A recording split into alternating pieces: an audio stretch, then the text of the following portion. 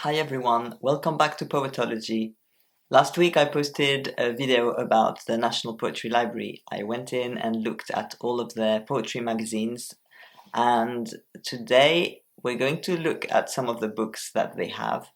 I have done a few videos on bookshops and libraries, mostly bookshops, plus the British Library. You can find the playlist here.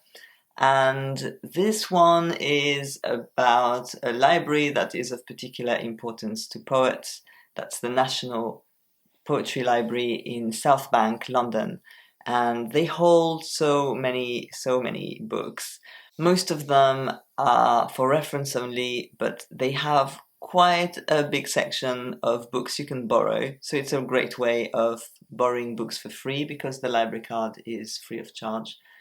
If you cannot buy all the poetry books or you just want to browse and take some of them home. The library is on the 5th floor, and last time I went there was a small exhibition as well titled Poets in Vogue. It was just in a corner of the library really, and there were clothing worn by famous poets. For example, here's Anne Sexton's red reading dress. It's a recreation of the dress she used to wear. And The Sundays of Satin Legs Smith by Gwendolyn Brooks, including Sylvia Plath's skirt. If you do go to the National Poetry Library, make sure you have a quick look at that, because it's an interesting idea. What is a poetic style? I don't know. Then I also had a quick look at their new books section, because it's really interesting to see what's just come in and what they choose to display. So here are Geraldine Clarkson, Jeremy Page, Lisa Samuels, Nuri Al-Jara, Ibizolani, Paul Francis, and many more books.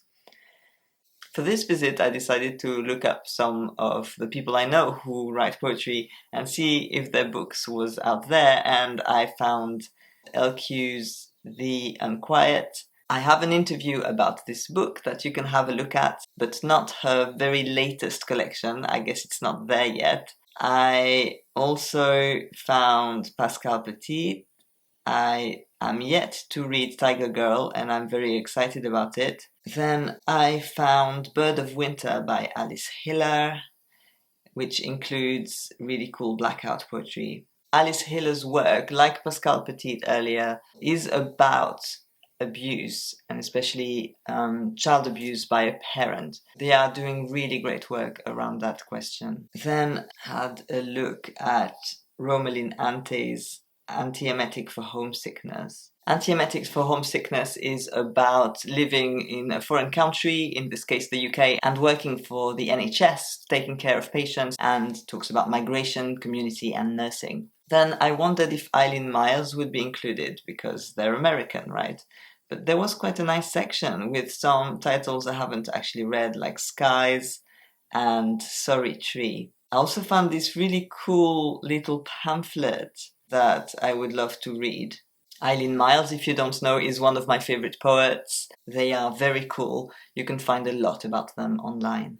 I like that the National Poetry Library includes little pamphlets like this that can be fairly obscure, but they have copies of them on their shelves. Then I asked my mysterious assistants to get me some of the higher shelf books, because I struggle with that and didn't want to collapse in the middle of the library. And that is how you get to the high book. The shelves are quite high, some of the items are out of reach. And as you might have seen in the last video, some of the shelves are movable ones, which was not the case in this section, but for part of the alphabet you have to get into the ones where you have to swivel them left and right to make space for you to squeeze through and hope nobody closes the bookshelf on you. So here is the area where you can go and look for books, and the loans are further to the right.